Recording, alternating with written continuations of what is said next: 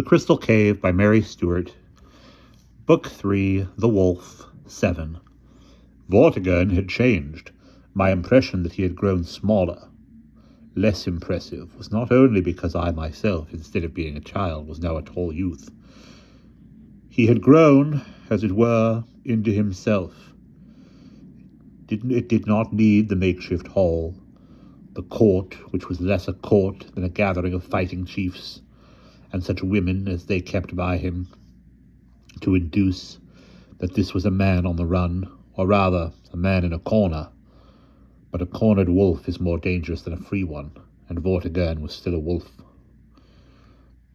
And he had certainly chosen his corner well. King's Fort was, as I remembered it, a crag commanding the river valley, its crest only approachable along a narrow saddleback like a bridge. This promontory jutted out from a circle of rocky hills which provided, in their shelter, a natural quarry where horses could graze, and where beasts could be driven in and guarded. All round the valley itself the mountains towered, grey with scree, and still not green with spring. All the April rain had done was bring a long cascade, spilling 1,000 feet from the summit to the valley's foot. A wild, dark, impressive place. If once the wolf dug himself in at the top of that crag, even Ambrosius would be hard put to get him out.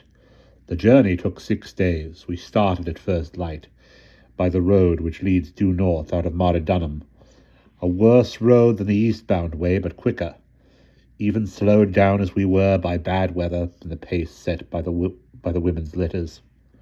The bridge was broken at Pennell, and more or less washed away, and nearly half a day was spent fording the Affenduffy before a party could struggle on to the Tominey Moor, where the road was good. On the afternoon of the 6th day, we turned up the riverside track for Dinius Brennan, where the king lay. Blackbeard had had no difficulty at all persuading St. Peter's to let my mother go with him to the king. If he had used the same tactics with me, this was undesirable enough. This was understandable enough, but I had no opportunity to ask her, or even find out if she knew any more than I did why Vortigern wanted us.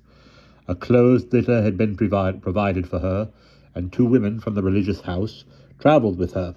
Since they were beside her day and night, it was impossible for me to approach her for private speech, and, in fact, she showed no sign of wanting to see me alone. Sometimes I caught her watching me with an anxious, perhaps even puzzled look. But when she spoke, she was calm and withdrawn, with never so much as a hint that she knew anything that Vortigern herself might not overhear. Since I was not allowed to see her alone, I had judged it better to tell her the same story I had told Blackbeard. Even the same, since for all I knew, he had been questioned, that I had told Dinius. She would have to think what she could about it, and about my reasons for not getting in touch with her sooner. It was, of course, impossible to mention Brittany, or even friends from Brittany, without risking her guess about Ambrosius. And this I dared not do. I found her much changed. She was pale and quiet, and had put on weight, and with it a kind of heaviness of the spirit that she had not had before. It was only after a day or two, jogging north with the escort through the hills, that it suddenly came to me what this was. She had lost what she had had of power. Whether time had taken this, or illness, or whether she had abnegated it for the power of the Christian symbol that she wore on her breast, I had no means of guessing, but it had gone. On one score my mind was set at rest straight away. My mother was treated with courtesy, even with distinction, as befitted a king's daughter. I received no such distinction, but I was given a good horse, housed well at night, and my escort was civil enough when I tried to talk to them. Beyond that, they made very little effort with me. They would give no answer to any of my questions, though it seemed to me they knew perfectly well why the king wanted me. I caught curious and furtive glances thrown at me, and once or twice a look of pity. We were taken straight to the king. He had set up his headquarters on the flat land between the crag and the river, from where he had hoped to oversee the building of his stronghold. It was a very different camp, even from the makeshift ones of Uther and Ambrosius. Most of the men were in tents, and except for high earthworks and a palisade on the side toward the road, they apparently trusted to the natural defences of the place, the river and the crag on one side, the rock of Dinas Brennan on the other, and the impenetrable and empty mountains behind them. Vortigern himself was housed royally enough. He received us in a hall whose wooden pillars were hung with curtains of bright embroidery, and whose floor of the local greenish slate was thickly strewn with fresh rushes. The high chair on the dais was regally carved and gilded. Beside him, on a chair equally ornate and only slightly smaller, sat Rowena, his Saxon queen. The place was crowded.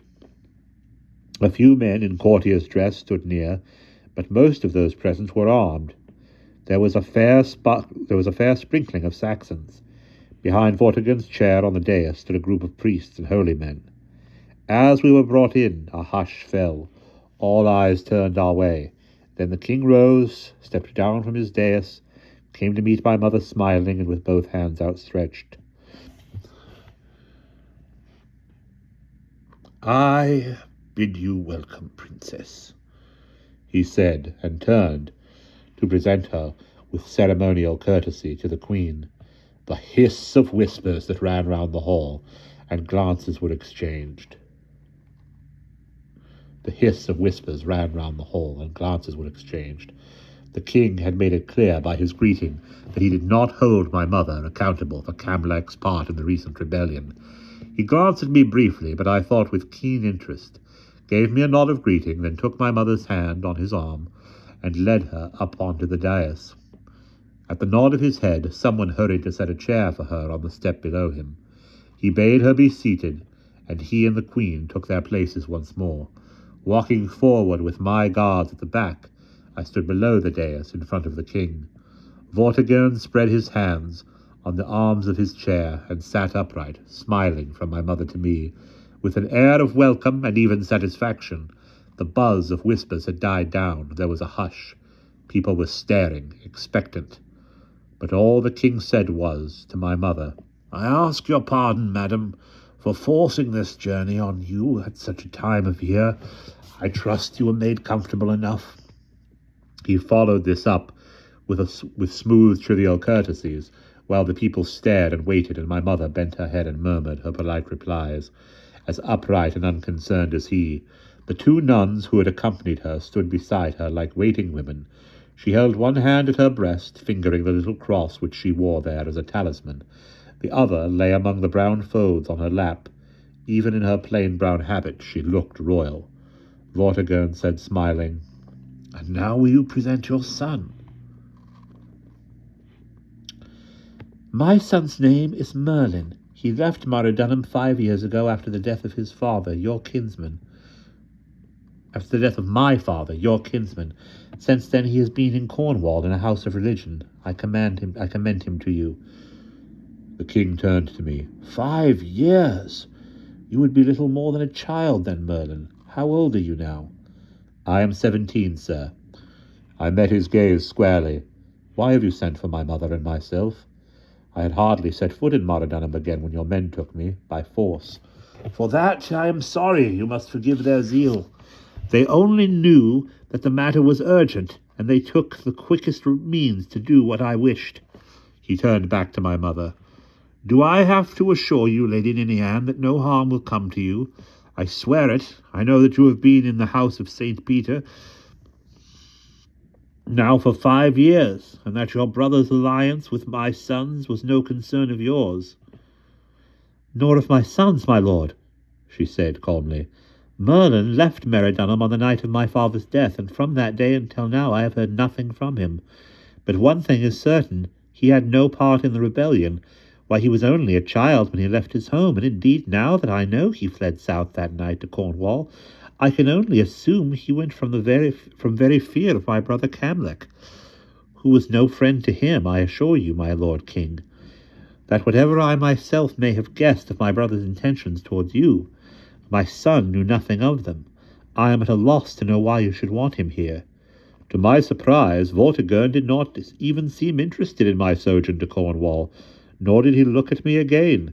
He rested his chin on his fist and watched my mother from under his brows. His voice and look were alike, grave and courteous, but there was something in the air I did not like. Suddenly I realized what it was.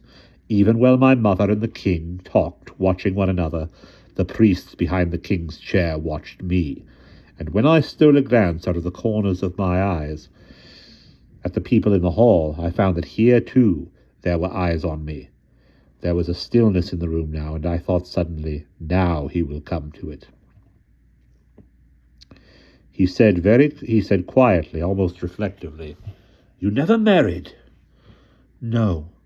Her lids drooped, and I knew she had become suddenly wary. "Your son's father, then, died before you could be wed, killed in battle, perhaps?" "No, my lord." Her voice was quiet but perfectly clear. I saw her hands move and tighten a little. "Then he still lives?"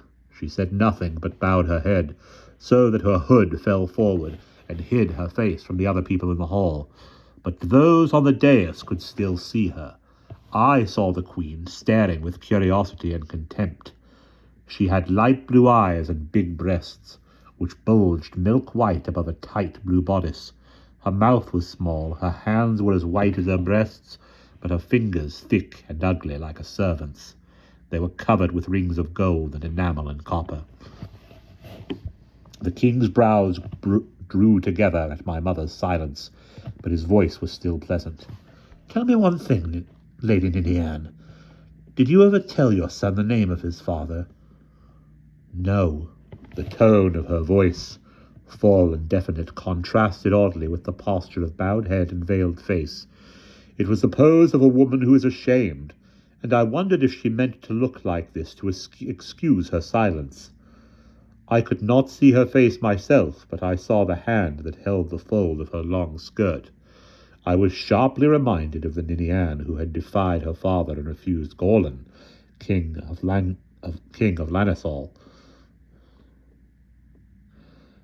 Across that memory came another, the memory of my father's face, looking at me across the table in the lamplight. I banished it. He was so vividly in front of me that it seemed to me a wonder that the full half of men could not see him. Then it came to me, sharply and with terror, that Vortigern had seen him. Vortigern knew this was why we were here. He had heard some rumor of my coming and was making sure. It remained to be seen whether I would be treated as a spy or as a hostage. I must have made some movement, in spite of myself. My mother looked up, and I saw her eyes under the hood. She no longer looked like a princess. She looked like a woman who is afraid. I smiled at her, and something came back into her face, and I saw that her fear was only for me. I held myself still and waited. Let him make the moves, time enough to counter them when he had shown the ground to fight from. He twisted the big ring on his finger.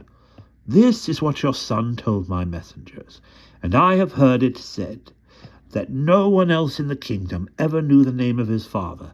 From what men tell me, Lady Ninian, and from what I know of you, your child would never be fathered by anyone base. Why not then tell him? It is a thing a man should know." I said angrily, forgetting my caution, "What is it to you?" My mother flashed me a look that silenced me, then to Vortigern. "Why do you ask me these questions?" "Lady," said the king, "I sent for you today and for your son to ask one thing only, the name of his father. I repeat, why do you ask?" He smiled. It was a mere baring of the teeth. I took a step. "Mother, he has no right to ask you this. He will not dare." "Silence him," said Vortigern. The man beside me slapped a hand across my mouth and held me fast. There was the hiss of metal as the other drew his sword and pressed it against my side. I stood still. My mother cried out, Let him go! If you hurt him, Vortigern, king or no king, I will never tell you, even if you kill me. Do you think I held the truth from my own father and my brother and even from my son for all these years just to tell you for the asking? You will tell me for your son's sake, said Vortigern.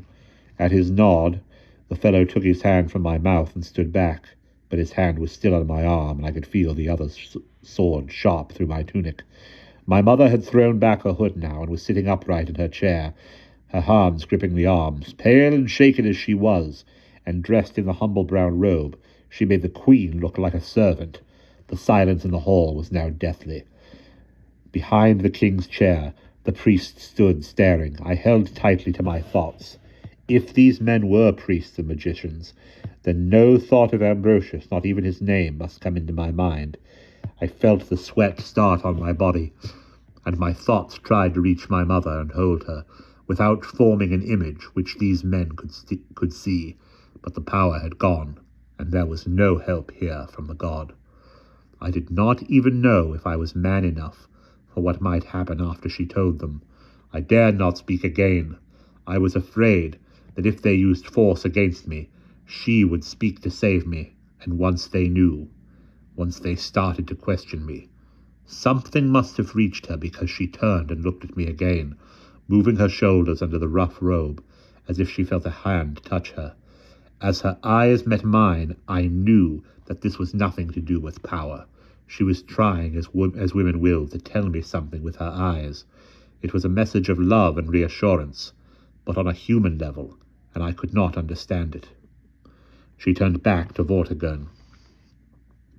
You chose a strange place for your questions, King. Do you really expect me to speak of these things here in your open hall and in the hearing of all comers? He brooded for a moment, his brows down over his eyes. There was sweat on his face, and I saw his hands twitch on the arms of the chair. The man was humming like a harp string. The tension ran right through the hall, almost visibly. I felt my skin prickle, and a cold wolf's paw of fear walked up my spine.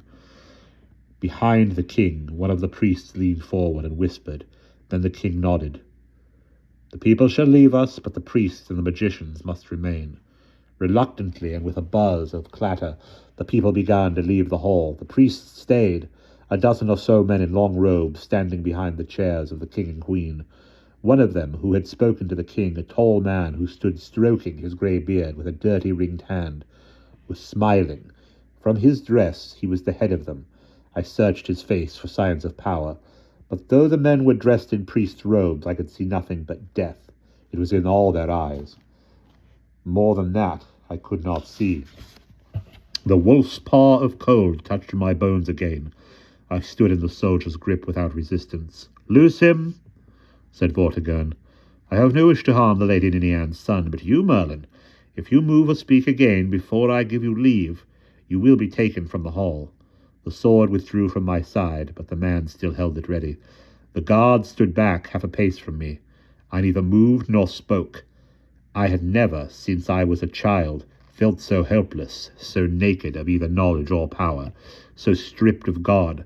I knew with bitter failure that if I were in the crystal cave with fires blazing and my master's eyes on me, I should see nothing. I remembered suddenly that Gallopus was dead. Perhaps, I thought, the power had only come from him, and perhaps it had gone with him. The king had turned, his sunken eyes back to my mother. He leaned forward, his look suddenly fierce and intent. And now, madam, will you answer my question?